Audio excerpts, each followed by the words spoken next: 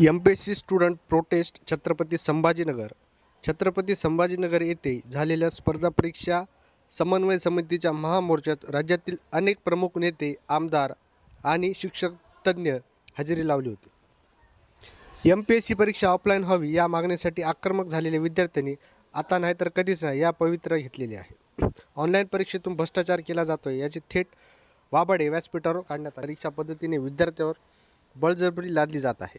Online परीक्षा हा सुमारे 3,000 कोटी रुपयाची उलाढाल करणारा व्यवसाय सरकारने सुरू केलेला असून सत्ताधाऱ्यांना केवळ भ्रष्टाचार आणि घोटाळे करण्यासाठीच हा घाट घालायचा आहे, असा थेट आरोप स्पर्धा परीक्षेच्या आंदोलनातून महाराष्ट्र राज्य विद्यार्थी कृती समितीचे प्रमुख नेत्यांनी केलेला आहे. राज्यातील लाखो विद्यार्थ्यांची मागणी लक्षात घेता सरकारने ऑफलाईन परीक्षेबाबत तात्काळ सकारात्मक निर्णय घ्यावा, अन्यथा पुढचे तीव्र आंदोलन पुण्यात छेडले जाईल, अशी घोषणा करण्यात आलेली आहे.